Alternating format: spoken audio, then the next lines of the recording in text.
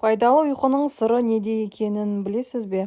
Ұйқыңыз қанып сергек ояну үшін ерте ұйықтау аздық етеді. Сонымен қай кезде ұйықтаған пайдалырақ? Бұл туралы білгіңіз келсе, видеоны соңына дейін қараңыз. Сарапшылардың мәліметінше, оятқышты дұрыс уақытқа қою да маңызды рөл атқарады. Ұйықтау уақыты негізі адамның жасына байланысты өзгеріп отырады екен. Сарапшылар күнделікті 7-9 сағат ұйықтауға кеңес береді. Сонымен 1 жасқа дейінгі балалар 12-ден 16 сағатқа дейін, қарттар 65 жастан асқан кісілер күніне 7-ден 8 сағатқа дейін ұйықтауы керек.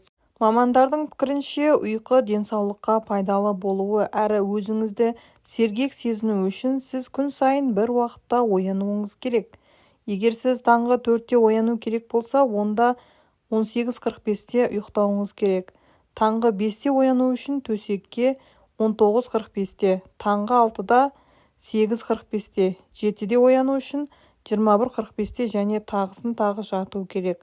Бұл ұйқының 6 циклін қамтитын 9 сағатты құрайды.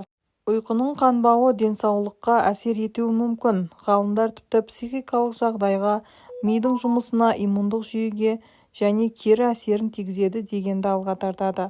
Уақытылы ұйықтау адам ағзасының биоритмін сақтау арқылы денсаулықты да сақтаудың маңызды жолы.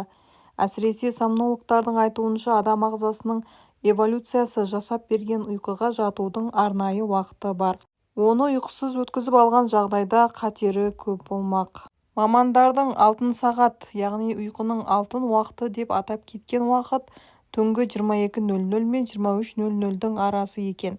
Бұл нағыз сау, сапалы ұйқыны қамтамасыз ететін кез есептеледі. Осы уақытта ұйықтау адам ағзасына көп пайда әкеледі. Осы уақытта ұйықтаған 80% адамның табиғи биоритмі жөнделіп, ағзаның қалпына келуі күшейеді.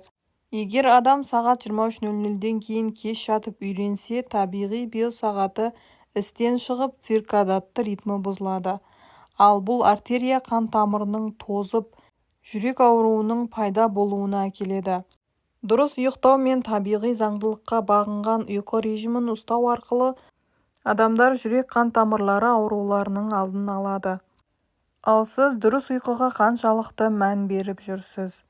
Кейбір адамдар басы жастыққа тие салысымен ұйықтап кетеді, ал кейбіреулері түнімен дөңбекшіп ұйықтай алмай жатады.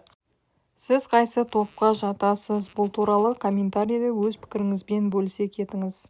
Ал бұл видеоны жақындарыңызбен бөлісіп, каналға тіркелуді ұмытпаңыз.